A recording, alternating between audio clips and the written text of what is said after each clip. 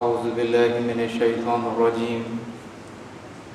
بسم الله الرحمن الرحيم. الحمد لأهله والصلاة والسلام على الحمد لله الذي جعلنا من المتمسكين بالقرآن الكريم وبولاية أمير المؤمنين وأئمة المعصومين عليهم السلام. درود پڑھیں محمد و آل محمد پر.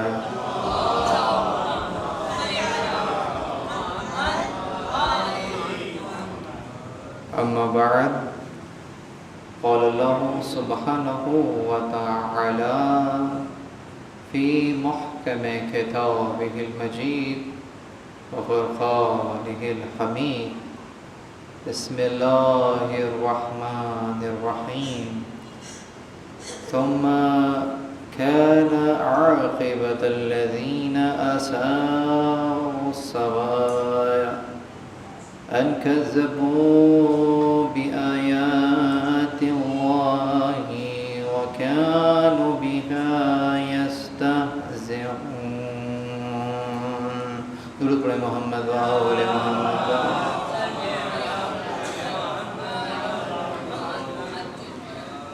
تمام تر تعریفیں خدائے وحدہ لا شریک کے لیے. درود اور سلام محمد اور اہل بیت محمد علیہ الصلاۃ والسلام کی ذوات مقدسہ پر حمد ہے اس خدا کی کہ جس نے ہمیں اور آپ کو قرآن کریم، ولایت امیر المومنین اور دیگر ائمہ علیہم السلام کی ولایت سے متمسک کیا.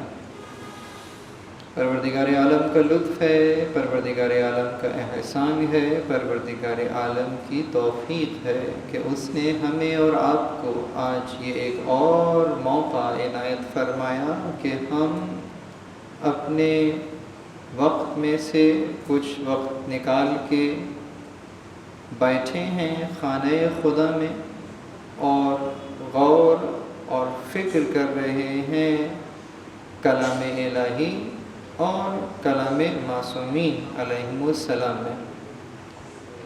آج اس مختصر سے لیکچر کا جو عنوان قرار پایا ہے وہ خطبہ بی بی زینب سلام اللہ علیہا دربار شام. اپنی اس گفتگو کا آغاز میں نے سورہ روم کی 10 نمبر کی آیت سے کیا. یہ وہ آیت ہے کہ جس کے ذریعے سے بی بی زینب سلام اللہ علیہا نے اپنے خطبے کا آغاز کیا تھا. جب ہم سورہ اور خاص اس آیت پر نظر کرتے ہیں تو 2 مطالب سمجھ میں آتے ہیں، اور یہ فقط اس آیت کے لیے نہیں بلکہ دیگر آیات کے لیے بھی ایک نقطہ آپ کی سماعتوں کی نظر کرنا چاہتا ہوں، اور وہ یہ کہ جب کبھی بھی قرآن کریم کی کوئی سورہ یا کوئی آیت پڑھی جائے، بیان کی جائے، تو یقیناً ایک شے ہوتی ہے شان نزول، یعنی کہ وہ آیت کب نازل ہوئی، کن حالات میں نازل ہوئی، کیا واقعہ ہوا اور وہ آیت اتری. تو اس آیت سے متعلق کچھ واقعات ہوں گے، کوئی واقعہ ہوگا، کسی شخص سے متعلق وہ آیت ہوگی، کسی زمانے سے متعلق وہ آیت ہوگی، کسی مکان کے متعلق وہ آیت ہوگی، یا کوئی بھی اس سے متعلق آیت ہوگی. دوسری بحث ہوتی ہے شان تلاوت. یہ ایک نئی اصطلاح ہے، شان تلاوت، یعنی کہ اس آیت کی تلاوت کب، کس نے، کہاں پر کی تھی، اور وہ بھی تاریخی حیثیت کے عنوان سے جب بیان کیا جائے. میں مثال دے کر بات کو واضح کرتا ہوں. مثلا سورہ مریم کا شان نزول سب کو معلوم ہے. کب نازل ہوا سورہ مریم کو مریم کا نام ہی کیوں دیا؟ اس لیے کہ سورہ میں بی بی مریم کا پورا تذکرہ موجود ہے، حضرت عیسیٰ کی پیدائش کا سلسلہ موجود ہے، اور تمام کے تمام وہ واقعات کہ جو کہ بی بی مریم سے متعلق ہیں وہ سورہ کے اندر موجود ہیں۔ تو جب شان نزول بیان کیا جائے گا ان آیات کا تو اس میں بی بی مریم کا واقعہ بیان کیا جائے گا، اور اس انداز سے یہ گفتگو اپنے مقام پر رہے گی۔ لیکن ایک اور سلسلہ شان تلاوت کے عنوان سے رہے گا، اور وہ یہ کہ سورہ مریم نازل تو تب ہوا تھا، لیکن جب مسلمان نجاشی کے دربار میں موجود تھے اور ایک ایسی منزل آئی کہ مسلمان گویا ڈیفینسو ہو گئے تھے، اپنا دفاع نہیں کر پا رہے تھے، اور قریب تھا کہ نجاشی انہیں حکم دیتا کہ گرفتار کر کے دوبارہ واپس کر دیے جائیں، ایسے میں جب انہیں یہ موقع میسر آیا کہ یہ اپنی حقانیت کے لیے کچھ ثبوت پیش کریں، تو حضرت جعفر طیار خدا ان پر رحمت نازل فرمائے، ان پر درود نازل فرمائے، انہوں نے قرآن کریم کی تلاوت کے ذریعے سے اپنی حقانیت کو ثابت کیا۔ اب اگر قرآن کریم ہی کی تلاوت کرنا تھی تو کتنے سورہ آ چکے تھے، کتنی آیات آ چکی تھیں، وہ کسی بھی آیت کی تلاوت کرتے، وہ سورہ حمد کی تلاوت کر دیتے، وہ سورہ قل هو اللہ احد، سورہ اخلاص کی تلاوت کر لیتے۔ وہاں تو اس سے بہتر تو کوئی سورہ نہ تھا کہ ہمارا نظریہ کیا ہے، خدا کے باب میں کیا نظریہ ہے، رسول اللہ کو ہم کس حیثیت سے جانتے ہیں، یہ تمام کے تمام معاملات وہ کسی اور سورہ سے بیان کر سکتے تھے۔ لیکن اگر حضرت جعفر طیار نے سورہ بھی پڑھا تو سورہ مریم پڑھا، اور سورہ مریم پڑھنے کا جو نتیجہ یہ قرار پایا کہ وہ نجاشی کے جس کے دل کے اندر نور کے کچھ ذرات موجود تھے، جب سورہ مریم کو سنتا ہے تو کھنچ کر اس کا قلب جو ہے وہ اس حق کو قبول کر لیتا ہے۔ یعنی میں کہہ سکتا ہوں کہ جعفر طیار کو علم کے ساتھ حلم بھی تھا کہ علم کو کب کہاں کیسے استعمال کرنا ہے۔ یہ حضرت جعفر طیار نے ہمیں اس معرکے میں بتلا دیا۔ عزیزوں، بالکل اسی طریقے سے اب ہم شان تلاوت اس آیت کی طرف لے کر آتے ہیں کہ اب آیت کا شان نزول کیا ہے، شان تلاوت کیا ہے۔ اور اگر میرے جملے ضائع نہ جائیں تو دونوں کو ذہن میں رکھیے گا، شان نزول بھی معجزہ ہے، شان تلاوت بھی معجزے سے کم نہیں ہے۔ کلام تو معجزہ ہے، اس میں تو کوئی شک نہیں ہے۔ سورہ روم، جہاں پروردگار عالم نے اس سورہ میں ایک خبر دی مسلمانوں کو خاص اور مسلمانوں کے ذریعے سے اقوام عالم کو، وہ روم کے متعلق ہے۔ اور جس آیت کی طرف اشارہ کیا یہ 10ویں آیت ہے، اور اگر دیکھا جائے تو پہلی آیت سے 9 آیات پڑھ ڈالیے، ان کا جو نچوڑ ہے، جو ایسنس ہے، وہ ان 10ویں آیت کے اندر موجود ہے، جہاں پروردگار عالم نے بات کو شروع کہاں سے کیا؟ غلبت الروم، روم مغلوب ہو گیا، اور پھر کہا کہ وہ اپنے ملک کے قریب کی زمین میں جہاں پر مغلوب ہوئے تھے، اللہ نے انہیں، یعنی ان لوگوں کو اب یہ خبر دی جا رہی ہے کہ یہ دوبارہ غالب ہو جائیں گے۔ جس وقت میں یہ خبر دی جا رہی ہے کہ روم جو مغلوب ہو گیا ہے یہ غالب ہو جائے گا، اس سے قبول کرنا ناممکنات میں سے تھا۔ یعنی کہ جس طریقے سے روم مغلوب ہو چکا تھا، اور وہاں سے جو خسرو پرویز ہے وہ وہاں سے نکل کر اور روم کی ایرانی علاقہ جات کے اندر شامل ہو گیا، اگر یہاں تاریخ کی کچھ بحث کی جائے تو غلط نہ ہوگا۔ شان نزول کے اعتبار سے اگر دیکھا جائے تو یہ تب کی بات ہے کہ جب یہاں سے جو کہ روم کا جو بادشاہ تھا ماریس، اس کے خلاف بغاوت ہوتی ہے اور اس کو قتل کر دیا جاتا ہے، اس کے گھر والوں کو قتل کر دیا جاتا ہے، اس کے 18 بیٹوں کو اس کی نظروں کے سامنے قتل کیا جاتا ہے، اور آخر میں اس کو قتل کیا گیا۔ جن صاحب نے یہ کام کیا ان کا نام تھا فوکاس۔ اب یہ جب انہوں نے تخت پر قبضہ کر لیا تو یہاں سے جو ساسانی سلطنت کا بادشاہ ہے خسرو پرویز، یہ ماریس کو گویا اپنا روحانی والد جانتا تھا، اس کے بہت احسانات تھے اس کے اوپر۔ تو جب اس کو پتہ چلا کہ ان کے ساتھ ایسا ہو گیا، اور اگر میں یہ کہوں کہ یہ جو خسرو پرویز ہے، اس کی سلطنت کو، اس کی بادشاہت کو مستحکم کرنے کے لیے ماریس نے جتنا ساتھ دیا، تو یقیناً یہ کہا جا سکتا ہے کہ یہ اسی کے مرہون منت تھا جو اس کو یہاں تخت ملا ہوا تھا۔ تو جس نے احسان کیا ہو، جس نے آپ کے لیے اتنا کچھ کیا ہو، جس کو آپ اپنا روحانی باپ کہتے ہوں، اگر یہ معلوم چلے کہ ان کو بے دردی سے نہ فقط یہ کہ قتل کیا گیا ہے، ان کے گھرانے والوں کے ساتھ ایسا کیا گیا ہے، تو پھر نیچرلی فطری طور تقاضا کیا ہے کہ اس کا بدلہ لیا جائے۔ تو خسرو پرویز نے وہاں سے اپنی فوجوں کو تیار کیا کہ چلو، اور فوکاس سے اس کا بدلہ لیا جائے گا۔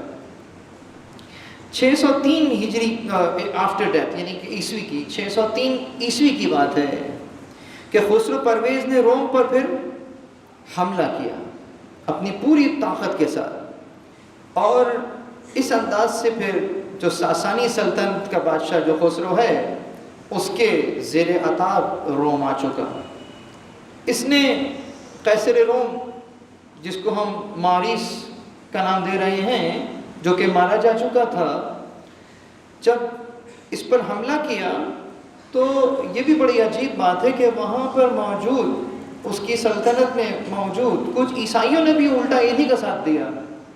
وہ پسے ہوئے تھے، وہ دبے ہوئے تھے، تو جب دیکھا کہ سامنے سے ایک قوت آ رہی ہے ہمارے یہاں کے بادشاہ کو کچلنے کے لیے، تو یہ بھی پھر سامنے آئے کہ ٹھیک ہے، ہم بھی ساتھ دیتے ہیں آپ کا۔ اس نے عیسائیوں کی گرجا گھروں کو اور ان کی عبادت گاہوں کو تہس نہس کرنا شروع کر دیا، جسے کہتے ہیں کھرچ کھرچ کے نکالنا شروع کر دیا، یہاں تک کہ جو ایک صلیب جس کے لیے یہ مشہور تھا کہ حضرت عیسیٰ کو اس صلیب کے اوپر لٹکایا گیا تھا، اس نے وہ صلیب بھی اس گرجا سے اکھڑوائی، اور ایک روایت ہے کہ وہ لے گیا وہاں سے اکھاڑ کر۔ یہ جو وقت ہے 613 عیسوی اب آ چکی، شورشیں چل رہی ہیں، روم آہستہ آہستہ مغلوب ہوتا جا رہا ہے، اور یہاں تک کہ اس نے دمشق تک بھی فتح کر لیا، یہ پورا ایریا بھی اس کے زیر تسلط آ گیا۔ مسیحی دنیا پر قیامت اور شدید ہو گئی، 90,000 مسیحوں کو قتل کیا اس نے، خسرو نے، ایک ماریس کا انتقام لینے کے لیے، اور اس کے بعد ان کی جو یہ مقدس صلیب تھی یہ بھی اکھاڑ کر لے گیا۔ ایک روایت ہے کہ مدائن اس نے اس کو پہنچا دیا۔ یہاں پر اسی انداز سے اپنی حکومت کو مستحکم کرتے کرتے اور رومیوں کو کچلتے کچلتے تقریباً 619 عیسوی معاملات ایسے ہو گئے کہ پورا روم اس کے ہاتھ میں آ گیا، اور بہت طاقت سے آیا۔ اب کسی کی مجال نہیں تھی کہ اٹھ کر یہ اس کی آنکھوں میں آنکھیں ڈال کر بھی دیکھ سکے، اور یہاں تک کہ ایک روایت میں کہ گویا خدائی کا دعویٰ کر دیا، بتاؤ کون ہے جو کہ اس وقت میرے سامنے کھڑا بھی ہو سکتا ہے۔ ایسی سلطنت، ایسا غلبہ عطا ہو چکا ہو، اور ایسے میں آیت آ رہی ہو کہ رومی جو ہیں، جو مغلوب ہو گئے ہیں، یہ غالب آ جائیں گے، یہ بات معجزے سے کم نہیں تھی۔ تو پیشن گوئی قرآن کریم نے جس وقت یہ پیشن گوئی کی ہے، وہاں وہ اپنے آپ کو خدا کہلوا رہا تھا، کوئی تھا ہی نہیں اس کے مقابلے پر. کتنی بڑی بات ہے روم. لیکن دیکھا آہستہ آہستہ کہ سورہ میں دوسری ہی آیت، تیسری آیت میں وَهُمْ مِنْ بَعْدِ غَلَبِهِمْ سَيَغْلَبُونَ، کہ بس عنقریب ہی وہ جو مغلوب ہو گئے ہیں وہ غالب ہو جانے والے ہیں. یہ آیت سمجھ میں نہیں آ رہی تھی، لیکن آہستہ آہستہ پھر اچھا یہ کب ہوگا، یہ کس دن ہوگا، کتنے عرصے بعد ہوگا، تو خود قرآن کریم میں اس کی مدت کا تعین بھی کر دیا گیا کہ فی بضع سنین. اب یہاں پر بضع سنین جو کہا جاتا ہے کہ چند سالوں کے اندر، تو ترجمہ تو چند سال کیا جائے گا، لیکن بضع کا تعلق کس عدد سے ہے؟ 3 سے 10 گنتی کے جو افراد ہیں، جو اعداد ہیں، جب 3 سے 10 تک کی گنتی کی جاتی ہے تو بضع سنین کہیں گے. یعنی قرآن کریم یہ بھی اشارہ دے رہا ہے کہ 10 سال کے اندر ہی یہ کام ہو جائے گا. ترجمے میں یہ نظر نہیں آئے گا، لیکن اگر غور کریں گے تو لفظ بتائے گا کہ یہ جو غلبہ عطا ہوگا یہ 10 سال کے اندر ہو جائے گا. اور ہوا بھی کچھ اسی انداز سے کہ پھر آہستہ آہستہ یہاں سے ہرقل قسطنطنیہ سے بحیرہ اسود کے راستے طرابزون کی طرف روانہ ہوا، جہاں سے اس نے ایران پر پشت سے حملہ کیا. وہاں سے اس کی فوجیں چل چکی ہوں، اس نے وہاں مرکز پر حملہ کیا. یہ بھی دیکھیے. اور پھر آہستہ آہستہ وہاں پر اس نے مختلف محاذوں پر فتح حاصل کی، یہاں تک کہ اس قدر بربریت وہاں سے بھی اس انداز سے دکھائی گئی کہ جو شاہ کے جو محل تھے جہاں سے گزرتے یہ وہاں کے محلوں کو بھی مسمار کر دیتے، یعنی کہ ان کا بھی نام و نشان مٹانا شروع کر دیا. یعنی کہ جب ابھی یہاں پر ہم کسی کے حق میں یا کسی کے مخالف میں بات نہیں کر رہے ہیں، ہم تاریخ دیکھ رہے ہیں کہ ظلم کیا گیا. ظالم نے جیسا ظلم کیا تھا، جب مظلوم اٹھا تو وہی روش جو اس نے اپنائی تھی یہی روش وہاں بھی اپنائی گئی. اور جو فوکاس اور اس کے ساتھیوں کے ساتھ ہوا، پلٹ کر دیکھا کہ خسرو کے ساتھ بھی وہی ہونا شروع ہو گیا. یہاں تک کہ 628 عیسوی آئی اور خسرو پرویز کے خلاف گھر ہی میں بغاوت شروع ہو گئی. اور تاریخ نے دیکھا کہ اس کو قید کیا گیا، اس کی آنکھوں کے سامنے بھی اس کے بھی بیٹوں کو قتل کیا گیا. اس بے دردی سے قتل کیا کہ پھر اس کو قتل کرنے کی ضرورت نہ پڑی، یہ قید ہی میں بیمار ہوا اور وہیں پر اس نے اپنی جان دے دی. یہ تاریخ ہے. یعنی کہ تم نے ظلم کیا تھا اور ظلم کرنے کے بعد خود کو خدا سمجھ بیٹھے تھے، تمہیں تمہارے ظلم کا بدلہ دنیا ہی میں نہ فقط دکھا دیا گیا بلکہ دوسروں کو بھی یہ پیغام مل گیا کہ دیکھو جو ظالم ہے اس کا انجام یہ ہوتا ہے. یہ سب کہاں ہو رہا ہے؟ روم کی سرزمین میں یہ سب کام ہو رہے ہیں. اب آ جائیے شان تلاوت. یہ تو میں نے پوری شان نزول بیان کر دی.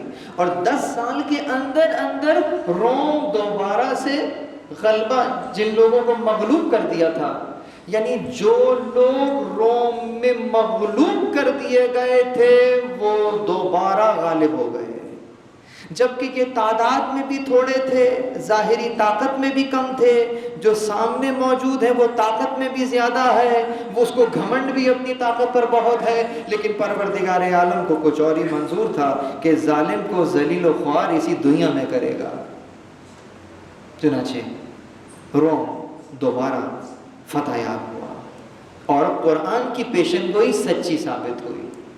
جس وقت یہ واقعہ ہوا یہاں مسلمانوں کو بدر کی فتح نصیب ہوئی تھی. یعنی ایک طرف قرآن کی وہ پیشن گوئی صحیح ثابت ہوئی اور دوسری طرف مسلمانوں کو یہاں بدر میں بھی فتح نصیب ہوئی. تو ان دونوں خبروں کے ساتھ مسلمانوں کو بہت تقویت ہوئی کہ دیکھو جو پیغام ہمارے پاس موجود ہے حق ہے، سچ ہے. اور یہاں مدینہ میں جس طریقے سے تم نے دیکھا کہ ہجرت کے بعد اب ہم پر وہاں سے چڑھائی ہوئی، وہیں پہ حملہ ہوا، ہم نے اس کا کم تعداد کے ساتھ کیسے مقابلہ کیا؟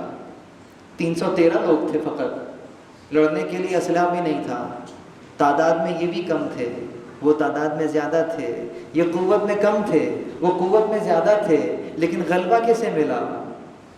وہ جس کے جو حق پر ہے، جو مظلوم ہے، یہ دیکھ رہے ہیں آپ، مماثلت سمجھ میں آ رہی ہے۔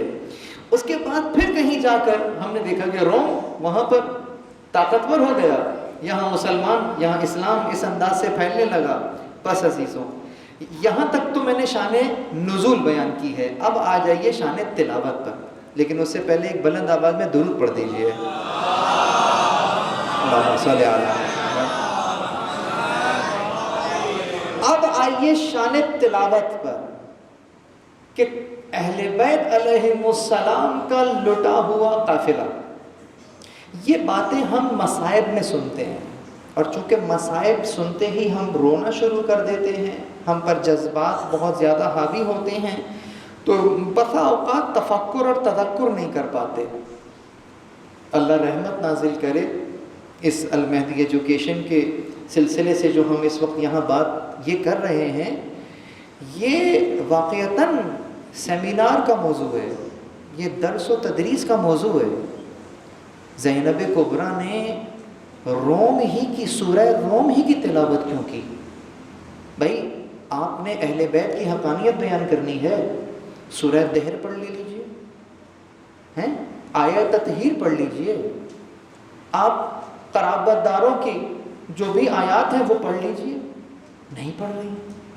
یہ خود ایک معجزہ ہے کہ بی بی زینب اگر خطبہ دے رہی ہیں، پہلی بات تو بی بی زینب ہی کیوں خطبہ دے رہی ہیں، وہاں امام کہاں ہے؟ یہ بھی ایک دیکھیں، ان تمام پہلوؤں پر دیکھیے، ان تمام پہلوؤں پر غور کیجیے۔ بی بی زینب کے خطبے کو اتنا آسان نہ لیجئے گا۔ اور اگر میں ایک واقعہ بیان کروں تو بی بی زینب کے خطبے کی اہمیت دو چند ہو جائے گی۔ اس وقت واقعہ طویل ہے، پورا تو نہیں بیان کر سکوں گا، لیکن اشارہ کروں گا۔ آیت اللہ مراشی نجفی، جائیے آپ کی زمانے میں اور آپ کے باپ میں جو کتابیں لکھی ہیں اور جو واقعات لکھے، ان میں یہ واقعہ موجود ہے۔ امام زمان علیہ السلام نے کچھ نصیحتیں فرمائی تھیں آیت اللہ مراشی نجفی کو، بہت بڑا نام ہے، عارف ہیں۔ آیت اللہ مراشی نجفی چھوٹا نام نہیں ہے۔ آپ کو دیکھیے، ہر ایک شخص کی کوئی نہ کوئی اسپیشلٹی ہوتی ہے نا، کوئی۔ آپ کے باب میں ایک بات مشہور تھی کہ وہ واقعہ مجھے یاد ہے، جب ہمارے یہاں حوضے میں جب امامے کی تقریب ہوتی ہے نا، جب امامہ دیا جا رہا ہوتا ہے، تو ایک طالب علم لایا گیا سامنے، اس کے لیے امامہ آیا سفید رنگ کا، آقا نے منع کر دیا کہ جاؤ لے کر جاؤ، کالا امامہ لے کر آؤ۔ تو وہ طالب علم کہنے لگا آقا میں سید نہیں ہوں۔ کہا کیا بات کر رہے ہو، تمہاری نسل میں سادات دیکھ رہا ہوں۔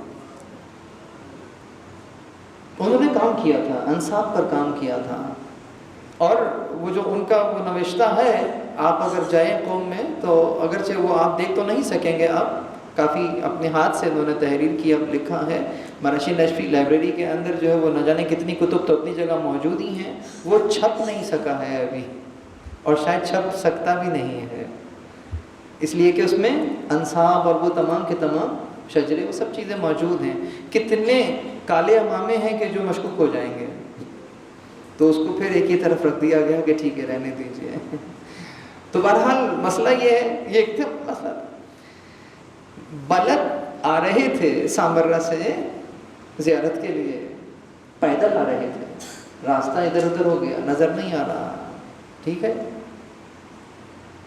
پانی نہیں ہے پینے کے لیے، ختم ہو گیا، راستہ طویل ہے، گرمی شدت ہے، یا آج کل کی مشی تو نہیں ہے نا کہ ہر قدم قدم پر پانی مل رہا، اور وہ سامرہ سے بلد آئیے، تو آج بھی وہ علاقہ جو ہے وہ عجیب ہے، محبین کا علاقہ نہیں ہے، ٹھیک ہے۔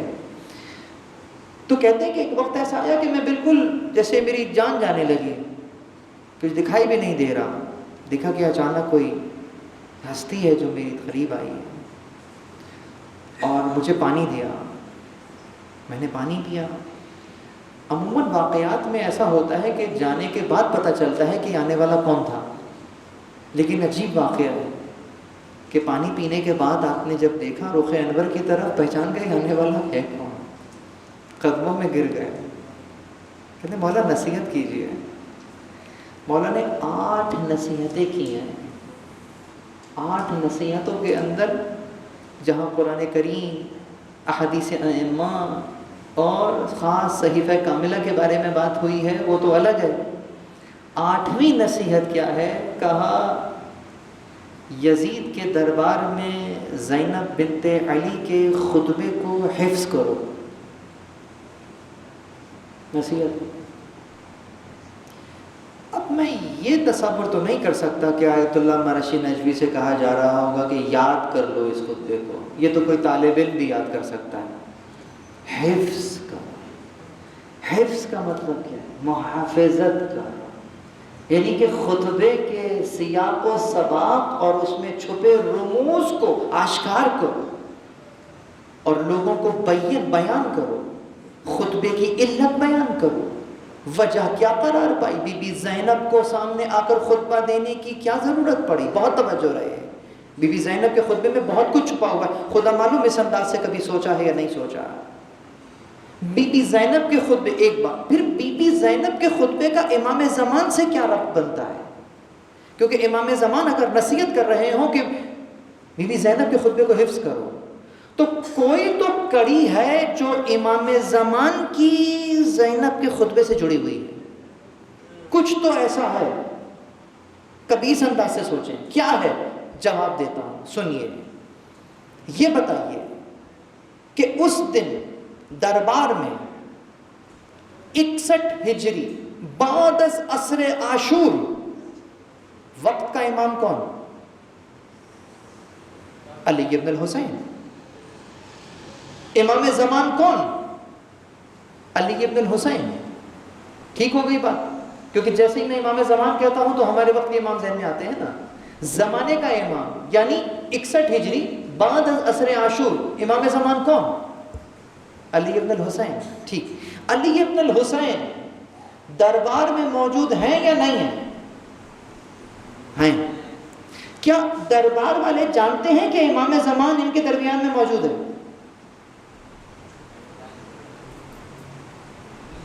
اہل بیت کی بات نہیں کر رہا بھائی، 700 کرسی نشین ہے نا، گئے ہیں نا دربار یزید میں، 7 کیا 7000 بھی بیٹھ جائیں، لیکن بہرحال سفرا ہیں، مختلف ممالک کے لوگ آئے ہوئے ہیں، کتنے لوگ ہیں، ان میں سے کتنوں کو معلوم ہے کہ امام زمان اس وقت یہاں موجود ہے؟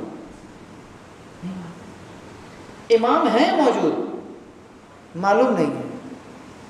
کیا میں کہہ سکتا ہوں کہ امام موجود ہیں؟ گویا ان کے لیے غیب میں ہیں، ظاہر نہیں ہے۔ ٹھیک ہو گئی بات؟ یعنی کہ وہاں موجود امام ہیں لیکن غیب میں ہیں، ظاہر نہیں ہیں۔ ٹھیک ہو گئی؟ ماحول دربار کا کیا ہے؟ دربار کا ماحول یہ ہے کہ جب اہل حرم اس ماحول میں داخل ہوئے ہیں تو وہ جو سامنے کرسی پر ملعون یزید بیٹھا ہوا ہے اور خود کو کہتا ہے کہ میں خلیفہ ہوں، کہہ کیا رہا ہے؟ خوشی میں جھوم رہا ہے اور کہتا ہے لیت اشیاخی ببدر شہدوا جزع الخزرج من وقع العسل فأحلوا واستحلوا فرحا ثم قالوا یا یزید لا تشہل۔ یزید کچھ اشعار پڑھ رہا ہے، لعبت بنی ہاشم الملک فلا لم جاء الملک ولم وحی نزل۔ اشعار پڑھ رہا ہے، کہتا ہے کہ کاش کہ میرے وہ بزرگ اشیاخ ببدر، کاش وہ میرے بزرگ ہوتے، دیکھتے میں نے بدر کا بدلہ کیسے لے لیا، اور وہ جب دیکھتے تو خوش ہوتے اور خوش ہو کے مجھے دعا دیتے، کہتے اے یزید تیرے ہاتھ شل نہ ہو۔ لعبت بنی ہاشم الملک الفلا، بنی ہاشم نے معاذ اللہ خاکم بدہن ڈھونگ رچایا تھا، ایک کھیل کھیلا تھا حکومت کے لیے، کوئی وحی نہیں آئی تھی، کوئی فرشتہ نہیں آیا۔ جب ملعون شراب کے نشے میں اس انداز سے اشعار پڑھ رہا ہو، اپنے کفر کا اعلان کر رہا ہو، اور ایسے میں جب یہ خوشی کا ماحول بن چکا ہے، ایک سفرا میں سے ایک سفیر اٹھ کے سوال کرے کہ تم اس قدر خوش کیوں ہو؟ یہ کون سا سفیر تھا؟ یہ روم کا سفیر تھا۔ شان تلاوت سمجھیے، یہ بات کہاں ہو رہی ہے؟ شام میں۔ یہ شام کون سا علاقہ ہے؟ یہ روم کا مفتوحہ علاقہ تھا، یعنی بی بی جہاں موجود ہیں وہ کون سی جگہ ہے؟ وہ روم ہی ہے جہاں آپ موجود ہیں۔ یہ سفیر جو اٹھا ہے کون سا سفیر ہے؟ یہ روم کا سفیر ہے جو اٹھا ہے اور کہتا ہے کہ تم کیوں خوش ہو؟ یزید کہتا ہے تجھے اس سے کیا مطلب ہے؟ کہا نہیں، مجھے مطلب ہے، جب میں اپنے ملک جاؤں گا تو مجھ سے پوچھا جائے گا کہ وہاں خوشیاں منائی گئی تھیں، وہ خوشی کیوں منائی گئی تھی، تو میں کیا جواب دوں گا؟ جواب کہا یہ باغی ہیں، خروج کیا تھا انہوں نے اور آج ہم نے ان کے اوپر فتح حاصل کی ہے۔ کیا نام ہے اس باغی کا؟ کہا یہ، اب دیکھیں وہ چھپا چھپا اگر بات کر رہا ہے، سمجھ رہا ہے نا کہ کچھ تو غلط ہوا ہے۔ کہا یہ حسین ابن فاطمہ ہے۔ فاطمہ کا بیٹا؟ کون فاطمہ؟ وہ جو تمہاری نبی کی بیٹی ہے؟ ہاں ہاں۔ یہ روم کا سفیر کھڑا ہو گیا اپنی جگہ سے، کہتا ہے خدا کی قسم میرا دین تمہارے دین سے بہتر ہے۔ کیسے؟ کہا میں حضرت شمون کی فلاں فلاں فلاں نسل سے ہوں اور میرا اور ان کے درمیان میں کئی نسلوں کا فاصلہ ہے، لیکن جب میں اپنے علاقے میں جاتا ہوں تو وہ لوگ اس نسبت کو دیکھتے ہوئے میری پاؤں کی جوتیوں کی خاک تبرک میں لے لیتے ہیں۔ پھر ایک علاقے کا نام لیا، اے یزید تو نے اس علاقے کا نام سنا ہے، جانتا ہے اس کے بارے میں؟ کہتا ہے نہیں۔ کہتا ہے حضرت عیسیٰ جس گدھے پر سوار تھے، اس گدھے کے پیروں کے جگہ جہاں پر اس گدھے کے پیروں کا نشان ہے، عیسائیوں نے اس جگہ گرجا تعمیر کیا اور وہاں وہ عبادت کرتے ہیں۔ یہ یزید کو اس انداز سے چہرہ دکھا رہا ہے کہ یہ دین یہ ہے، اور تم نے اس کو قتل کیا ہے، اپنے نبی کے اس فرزند کو قتل کیا ہے جس کے درمیان میں ایک بیٹی سے زیادہ فاصلہ نہیں ہے۔ تو بتاؤ کس کا دین بہتر ہے؟ جب یزید نے یہ سنا تو وہ تو پہلے ہی طاقت کے نشے میں تھا، حکم دیا ہے اس کی گردن اڑا دو، قتل کر دو اس کو۔ بس یہ سننا تھا کہ یہ رونے لگا، دوڑتا ہوا گیا اور سر حسین کو، ابھی مجھ میں وہ قوت نہیں ہے کہ میں وہ منظر بیان کروں کہ یہ ملعون اس وقت کر کیا رہا تھا، بس سمجھ جائیے کہ کچھ ایسی بے حرمتی کر رہا تھا، میری زبان میں یہ طاقت نہیں ہے۔ یہ گیا اور اس نے سر حسین کو اپنی گود میں لے لیا اور روتا رہا۔ کہا کل رات میں نے خواب میں مسلمانوں کے رسول کو دیکھا تھا جو مجھے جنت کی بشارت دے رہے تھے، تو میں سوچ رہا تھا کہ مجھے مسلمانوں کا رسول جنت کی بشارت کیوں دے رہے ہیں؟ اللہ اکبر۔ بس یہاں پر یہ بوسے لے رہا ہے امام حسین کے سر کے، روتا بھی جا رہا ہے، کلمہ بھی پڑھتا جا رہا ہے۔ اسی حالت میں اس کے اوپر تلوار چلائی گئی اور اسی دربار میں روم کے سفیر کو قتل کر دیا گیا۔ یہاں پر ایک روایت کہتی ہے کہ سر حسین سے لوگوں نے اپنے کانوں سے سنا لا حول ولا قوت الا باللہ کی آواز آئی۔ یہ ہے دربار یزید کا منظر، سمجھ میں آیا؟ کس کو قتل کیا؟ سفیر کو قتل کیا۔ کون سے سفیر کو؟ روم کے سفیر کو۔ اب جب یہ منظر آ گیا، اس وقت بی بی زینب آگے بڑھی اور دربار تو پہلے ہی خاموش ہو چکا تھا، پریشان ہو گیا تھا کہ یہ کیا ہو گیا، اس کو قتل کر دیا، سفیر کو قتل کر دیا، وہ جو امام حسین کی حمایت میں بولا تھا اس کو قتل کر دیا۔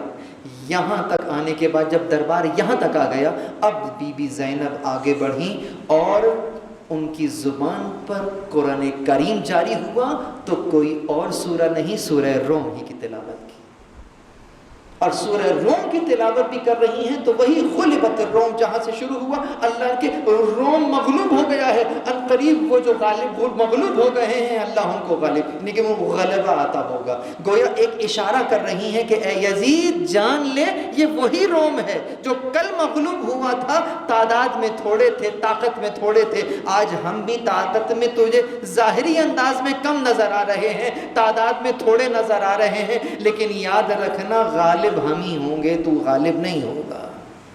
جس طرح پہلے ظالموں کا انجام ہوا، 9ویں اور 8ویں آیت کا خلاصہ بھی یہی ہے. کیا یہ لوگ چل پھر کر دیکھتے نہیں ہیں کہ ظالموں کے ساتھ کیا ہوا تھا؟ اے یزید جان لے جو اس ظالم کے ساتھ ہوا تھا تو بھی وہی ظالم ہے. اور آیت بھی جو پڑھ رہی ہیں وہ فقط ساری آیتیں نہیں، فقط 10ویں آیت پڑھی کہ جس کا ترجمہ ہی اگر آپ کے سامنے پیش کروں کہ ثم كان عاقبۃ الذین اساءوا السوء، برا ہے جنہوں نے اپنے دامن حیات کو برائیوں کی سیاہی سے داغدار کر کے اپنے خدا کی آیات کی تکذیب کی اور آیات پروردگار کا مذاق اڑایا. آیات پروردگار فقط سیاہی اور سفیدی کا نام نہیں ہے. یہ جنہیں تو نے زنجیریں پہنائی ہوئی ہیں، یہ جن کو تو نے بے چادر اپنے سامنے کھڑا کیا ہوا ہے، آیات پروردگار کا مذاق کوئی اس سے بڑھ کر اڑا سکتا ہے جو تو نے اڑا لیا؟ اللہ اکبر. اس انداز سے بی بی گویا ہوئی اور پھر پورا خطبہ دیا. شاید بعد میں موقع نہ ملے، ایک بات یہیں پر کہتا چلو. اب جو بی بی زینب نے خطبہ دے دیا، خطبے کے نکات بیان کروں گا. بی بی نے جب خطبہ دے دیا، اس خطبہ دینے کے بعد اس پھر امام زمان جو کہ موجود ہیں ابھی تک گویا نہیں ہوئے ہیں، اب آگے بڑھتے ہیں اور کہتے ہیں اے یزید اجازت ہے کہ اس لکڑی کے تختے پر جاؤں. گویا اس لکڑی کے تختے پر جانے کے بعد امام علیہ السلام نے اپنا تعارف کرا دیا. تو میں کہہ سکتا ہوں کہ امام زمان کو اپنا تعارف کرانے کا موقع تب ملا جب بی بی زینب نے دربار کے ماحول کو آمادہ کر دیا، اور اس آمادگی کے بعد امام زمان نے خود کو ظاہر کیا اس انداز سے کہ ہم کون ہیں. لقد اوتینا ستا وفضلنا بسبعا، اوتینا العلم والحلم سماحة والفصاحة شجاعة ومحبة في قلوب المؤمنین. ہمیں 6 چیزیں عطا ہوئی ہیں اور 7 سے بافضیلت کیا ہے. ہمیں علم عطا ہوا، ہمیں علم عطا ہوا، اور الى آخر. تو مجھے بتائیے امام زمان کو خود کو ظاہر کرنے کے لیے جو سب سے اہم کردار ادا کیا بی بی زینب کے خطبے نے کیا یا نہ کیا؟ تو میرے وقت کے امام مجھ سے یہ تقاضا کر رہے ہیں کہ بی بی زینب کے خطبے کو حفظ کرو، جیسے انہوں نے پرآشوب دور میں اپنے وقت کے امام کے تعارف کے لیے ناستہ ہموار کیا، زمینہ سازی کی، ظہور کی زمینہ سازی کی. تم بھی اپنے وقت کے امام کے ظہور کی زمینہ سازی اسی انداز سے کرتے رہو. یہ ایک میسج نظر آیا ہمیں بی بی زینب کے خطبے کے لیے. درود پڑھے محمد والے محمد.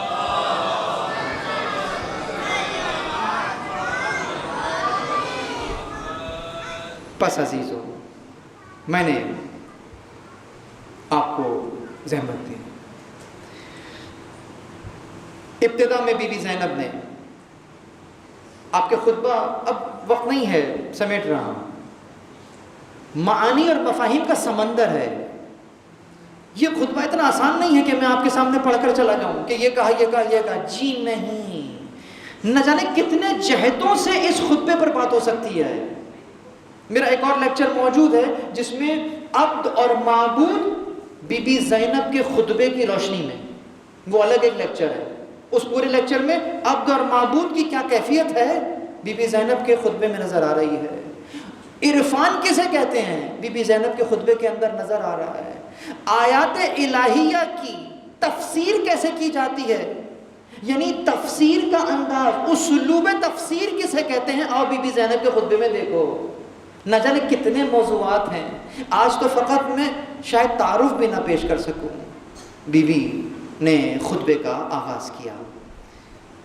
شاعر نے کیا خوب کہا ہے، کہتا ہے کہ پڑھ کے نہج البلاغہ دنیا میں لوگ اچھے ادیب ہوتے ہیں، تیرے خطبوں کا فیض ہے زینب، آج ہم میں خطیب ہوتے ہیں۔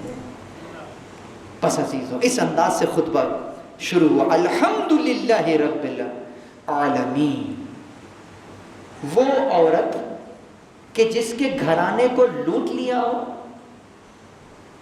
جس کے بھائیوں کو نظر کے سامنے قتل کیا ہو، عباس جیسے بھائی کو قتل کیا ہو، حسین کو پامال کیا ہو، مال و اسباب لوٹ لیا ہو، وہ زینب کی جس کے لیے جل کے مرنا گوارا تھا، بغیر چادر خیمے سے باہر آنا گوارا نہیں تھا، آج شرابی کے دربار میں کھڑی ہیں۔ مطلب انتہا ہے، مصیبت کی انتہا، نہیں سمجھ، ہم تصور نہیں کر سکتے۔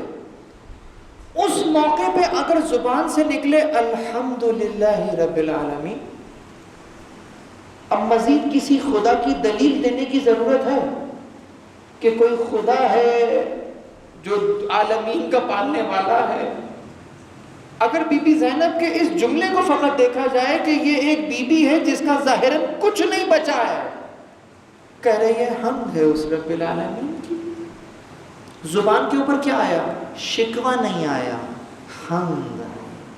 پہلا نقطہ بی بی زینب نے کیا دے دیا؟ میں بچوں کو خاص کہوں گا، کبھی زبان پہ شکوہ نہیں آیا، حمد ہے۔ انبیاء علیہ السلام کے اوپر مصیبتیں آئی ہیں نا، صبر کیا ہے۔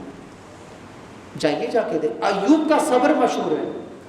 مصیبتیں آئیں کہ نہیں آئیں؟ آئیں، صبر کیا، صبر کیا۔ ناموس پر جب بات آئی نا تو وہاں حضرت ایوب نے سوال کر لیا، مولا نے کہا پروردگار سخت ہے میرے لیے، صبر کر رہے ہیں۔ ایوب اللہ اکبر مشہور ہے، ناموس کے اوپر بات آتی ہے، اور وہ بی بی زینب جو جل کے مرنا گوارا کرتی ہیں چادر کے بغیر موجود ہے، حمد ہے پروردگار کی۔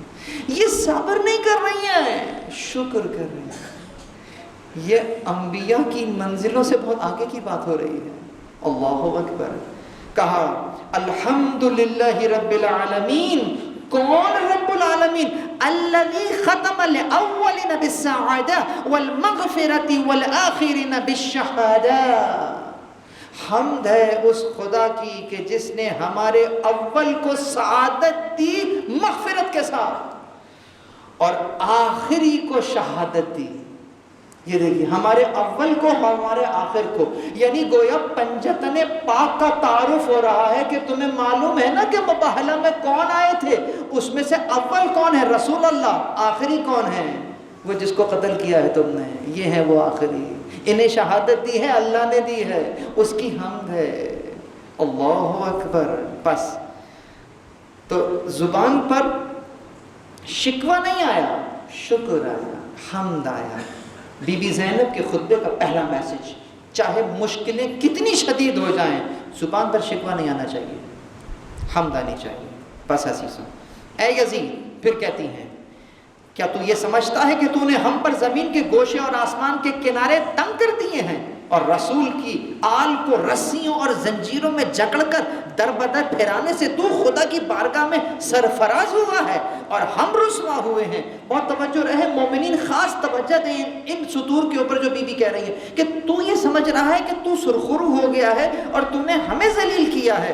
اللہ اکبر۔ کیا تیرے خیال میں ہم مظلوم ہو کر ذلیل ہو گئے اور تو ظالم بن کر سربلند ہو گیا؟ کیا تو سمجھتا ہے کہ ہم پر ظلم کر کے خدا کی بارگاہ میں تجھے شان و مقام حاصل ہو گیا ہے؟ جی نہیں۔ یاد رکھیے گا، اہل بیت علیہ السلام کے حق میں جفا کر کے آیات الہی کا مذاق تو نے اڑایا ہے عزیز۔ تو ہم پر ظلم کر کے ظالم قرار پایا ہے، ہم مظلوم قرار پائے ہیں۔ عزت کیا شے ہے تجھے کیا معلوم؟ تو سمجھ رہا ہے کہ یہ عزت ہے کہ تو تخت پر بیٹھا ہے اور ہم رسیوں میں جکڑے ہوئے ہیں، لیکن تاریخ شاہد ہے کہ گھوڑے تو دوڑے لاشائے شبیر پر، مگر تاریخ نے یزید کو پامال کر دیا۔ وہ جو کہہ رہا تھا لاش کی پامالی یعنی کہ کیا؟ یعنی کہ کسی کو ذلیل و رسوا کر دینا۔ چونٹی کی طرح مسل دینا. وہ سمجھ تو یہ رہا تھا طاقت کے نشے میں، لیکن بتا آج سرخرو کون ہوا؟ یزید یا اہل بیت؟ اللہ اکبر. تو چنانچہ قرآن نے جن کے احترام کا حکم دیا ہے، تو نے ان آیات کی تکذیب کی ہے، ایسا لعنت اللہ قرار پایا. خدا کی قسم بہت سی شخصیات ہیں ابھی تک ڈاؤٹ فل ہیں کہ مقدس ہیں یا نہیں ہیں، لیکن یزید ایک ایسی پلیدگی کا نام بن گیا کہ اگر کہیں سے یزیدیت زندہ باد کا نعرہ لگتا ہے نا تو خود وہیں سے اس کی تردید بھی آتی ہے. یزید کے نجاست کو دھونے کے لیے اگر کوئی مفتی فتویٰ دیتا ہے نا تو نجاست تو خیر کیا دھلتی ہے، وہ مفتی خود نجس ہو جاتا ہے. یہ یزید کو ایسی پلیدگی کا نام بنا دیا. اللہ اکبر. یہ ہے بی بی زینب سلام اللہ، اور وہ جو کہہ رہی ہوں کہ نہ تیرا تاج رہے گا نہ تیرا تخت رہے گا، خدا کی قسم تو ہمارے ذکر کو مٹا نہیں سکتا. جائیے آج اپنی آنکھوں سے دیکھیے، کسی کو معلوم نہیں ہے کہ یزید کی قبر کہاں ہے، لیکن علاقہ کس نام سے مشہور ہے؟ زینبیہ. یہ ہے علی کی بیٹی. پورا علاقہ زینبیہ کے نام سے مشہور ہے، اور اس ملعون کا کچھ نام لینے والا نہیں ہے. چنانچہ عزت کسے کہتے ہیں؟ بی بی نے عزت کی تعریف بیان کر دی. عزت یعنی کہ کیا؟ وَتُعِزُّ مَن تَشَاءُ وَتُذِلُّ مَن تَشَاءُ. تو اور تیری دی ہوئی عزت لا حول ولا قوت. عزت تو وہ ہوتی ہے جو خدا دیتا ہے، اور ذلت وہ ہوتی ہے جو خدا دیتا ہے. ہم اہل بیت مظلوم ہو کے سرخرو آئے، تو ظالم ہو کے لعن اللہ قرار پایا ہے. عزت کسے کہتے ہیں؟ بچوں کو سب ایسی الفاظ ایسے مثال میں سمجھا دو بچہ بھی سمجھ جائے. عزت معلوم ہے کسے کہتے ہیں؟ عزت کا مطلب یہ ہے کہ اگر کسی سخت دیوار پر تم کیل ٹھوک رہے ہو تو وہ کیل کبھی بھی دیوار کے اندر، بس اوقات ایسا ہوتا ہے کیل ٹیڑھی ہو جاتی ہے، دیوار میں نہیں جا پاتی. اسے کہتے ہیں عزت. یعنی اگر کوئی کسی کے لیے، اگر کوئی آپ کے لیے بات کرے کہ فلاں، کیا نام ہے بیٹا آپ کا؟ ہیں عبداللہ. ماشاءاللہ بچہ ہی عبداللہ ہے، اللہ کا بندہ ہے. اگر کوئی واقعی اللہ کا بندہ ہو اور عبداللہ کے لیے کوئی بات کرے کہ جانتے ہو عبداللہ وہ تو ایسا ہے ایسا ہے، یوں کر رہا تھا، میں کہوں گا کیا بات کر رہے ہو عبداللہ، اور یہ یقیناً تم ہی ایسے ہو جو کہ اس مومن کی برائی کر رہے ہو. اس کو کہتے ہیں عزت. کہ کوئی عبداللہ کے لیے غلط بات کرے، چاہے کہیں پر بھی بات کرے، آپ دیوار سے بھی کہیں تو وہ ماننے کو تیار نہ ہو کہ ممکن نہیں ہے، یقیناً تم اس کے لیے ایسی بات کر رہے ہو، تم ہی ایسے ہو، وگرنہ اس کو تو ہم جانتے ہیں. اہل بیت علیہ السلام نے عزت کا تعارف یہ کہہ کر کرا دیا. وَتُعِزُّ مَن تَشَاءُ. تو چاہتا تھا ہمیں ذلیل کرے، لیکن تو خود ذلیل ہو گیا. اسی لیے شاعر نے کہا 2 ہاتھ آگے بڑھ گئی جو ذوالفقار سے، نسل یزید کاٹ دی چادر کی دھار سے. نسل یزید کاٹ دی چادر کی دھار سے. آباد القمہ پہ ہے بستی شہید کی، خشکی میں غرق ہو گئی کشتی یزید کی. یہ ہے بی بی زینب کبریٰ. عزیزوں بس فرماتی ہیں اللہ، یہ وہی عزت ہے جہاں پر امام حسین علیہ السلام نے بھی اسی انداز سے بیان کیا تھا کہ اللہ وَإِنَّ الدَّاعِيَ ابْنَ الدَّاعِي. خدا کی قسم اہل بیت علیہ السلام جو ہے نا، ان کی شائستگی کو دیکھیے کہ کس شائستہ انداز سے کسی کے شجرے کو بیان کر رہے ہیں. کسی کا شجرہ شائستگی سے کیسے انداز سے بیان ہو رہا ہے. دائی ابن الدائی. دائی کسے کہتے ہیں؟ پکارے جانے والا. پکارے جانے والا جس کا باپ کون تھا؟ پکارے جانے والا.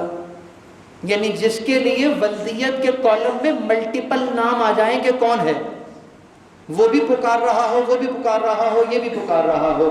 جس کی ولدیت مشکوک ہو، جس کے باپ کی ولدیت مشکوک ہو، اس نے مجھے کہاں لا کر کھڑا کر دیا ہے؟ بین الثنتین. 2 راستوں کے درمیان کھڑا کر دیا ہے. بین السلۃ والذلہ وحیحت من الذلہ.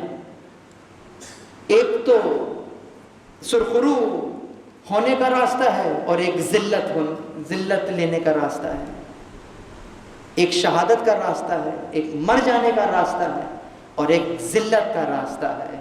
وَحَيْحَاتْ مِنَ الذِّلَّةِ، ذلت تو ہم سے دور ہے، یعنی ہم سرخرو ہونے کے لیے ہم سر کٹا دیں گے لیکن سر جھکائیں گے نہیں۔ اسی لیے تو کہا تھا کہ جھکانا چاہا تھا جس سر کو شام والوں نے شکست دیکھیے اس سر کو خود اٹھا کے چلے۔ درود پڑھے محمد والے محمد کا۔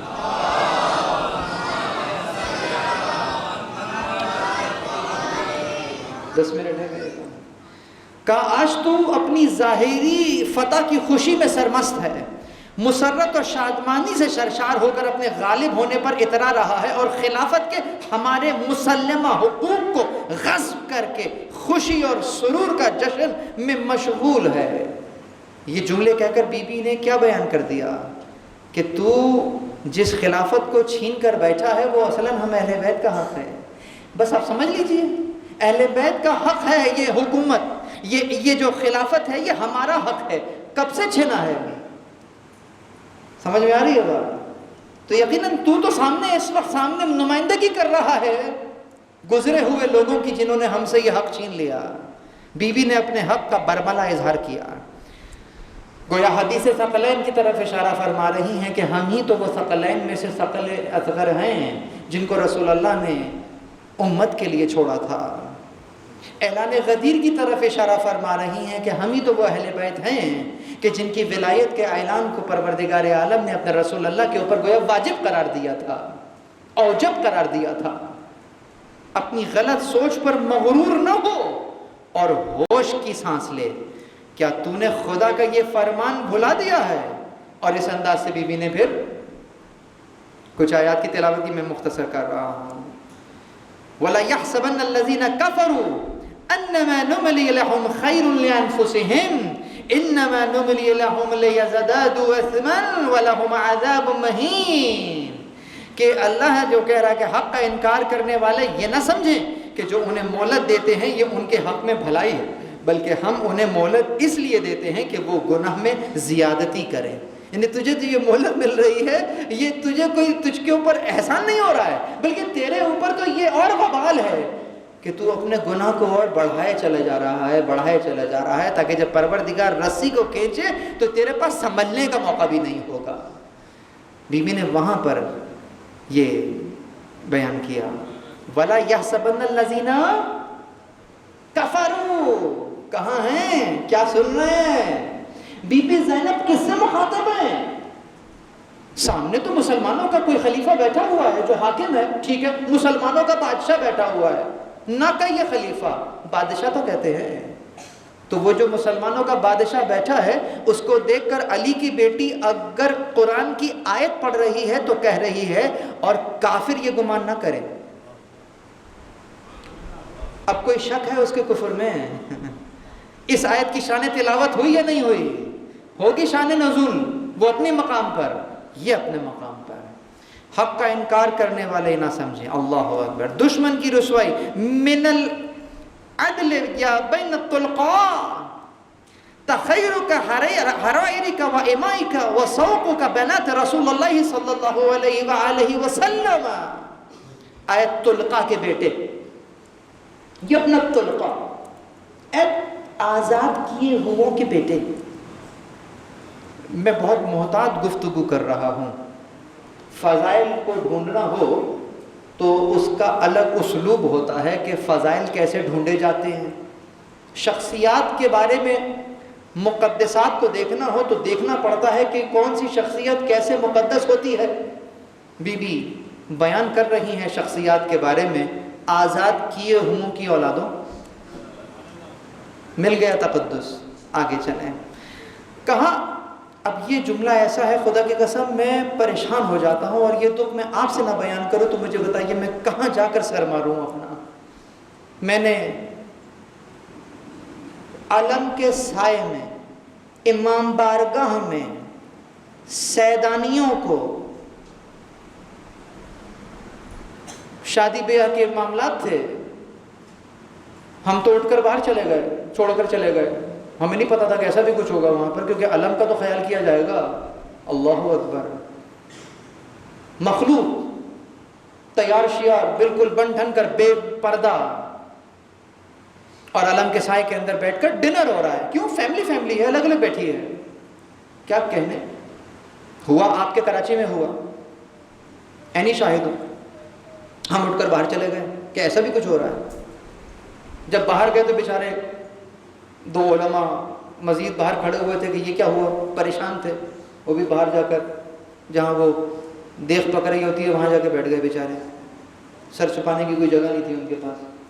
اور یہاں جدی پشتی سادات، ہم فلاں جگہ کے ہیں، نجیب الطرفین ہیں، وہ یہ ہو رہا تھا وہاں پر. اسی کراچی میں پھر جناب ڈانس بھی ہونا شروع ہو گیا. وہ جو سیدانیاں ہیں نا وہ رقص و سرور کر رہی ہیں. ہم سید ہیں، سادات ہیں. یہ سید ہے، یہ تعلیمات اہل محمد ہیں. ساری خرافات کرنے کے بعد سارے ایک جگہ مجھے بلایا گیا شادی میں. میں نے پوچھا کہ بھائی وہ پارٹیشن ہے؟ وہ ہنس دی. پارٹیشن کہاں ہوتا ہے؟ مطلب وہ تو گزر گیا پرانے زمانے میں، اب تو نیا دور ہے. لعنت ہو تم پر.